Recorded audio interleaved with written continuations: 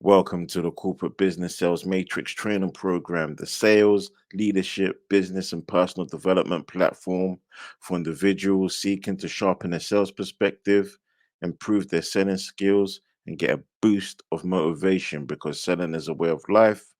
Selling produces commissions. Selling is a way of life. Persistence leads to greatness.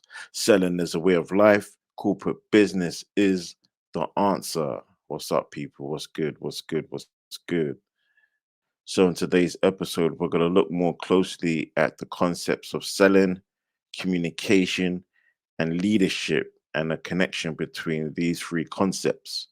So let's look at the definition of communication from Merriam-Webster: to transmit information, thought, or feeling so that it is satisfactorily received or understood.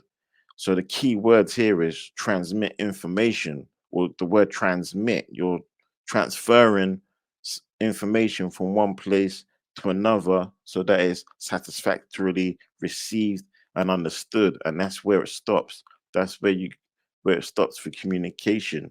Let's look at the definition for selling: the action of persuading or influencing another to a course of action or to the acceptance of something.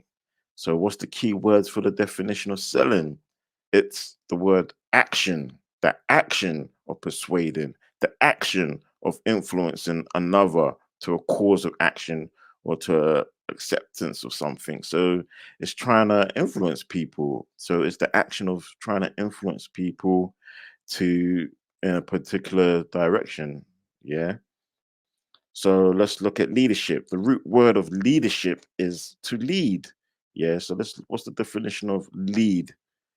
It's to go in a particular direction or have a particular result or allow to cause. Okay. So what's the key word in this definition? I would say it's to go in a particular direction, to go in a particular direction and to have a particular result as well. So it's all about the result, the end result. What are you trying to achieve?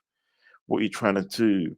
And look at these three words. They sound so similar. Like this sounds similar, but can you tell me the difference of these three concepts? What makes these three concepts different? I'll give you a second to have a think about it. Okay. For me, I would say the main difference for these concepts is time. It's time. It's the factor of time. So when you're looking at these concepts, if you're looking at it from a sales perspective, communication is going to be in your past as the precursor, and leadership is going to be in the future as the aftermath. But if you're looking at it, if you're in at the point of the process and you're looking at the situation, or you're in a situation from a communication standpoint, that means selling and leadership is going to be in your future. If you're in a position of that you've made the sell and you're in a position of a leader, or you've got the results and you're not happy with the results, or you're trying to figure out how you got to the result, then selling and communication is going to be in your past. And you can reverse engineer the process and work your way backwards. You can see you can see the result, you can judge the result and see whether it's working for you or not working for you. You can see who led you there or how you was led there. You can figure you should be able to figure out how you were sold, who influenced you, who was the seller, because at that stage you was the buyer. And then you can even go before that, like how was this information communicated to you, who transferred the information to you, how was it transferred to you, and how did you acknowledge it, or why did you acknowledge it, why did you accept it, why did you understand it? Why did it make sense at that point in time? And this, looking at this, I call this the CSL scale, the communication, selling, and leadership scale. And you can use it as a tool for trying to get to the end result and trying to think critically to how you got a result, because it holds you accountable. A lot of people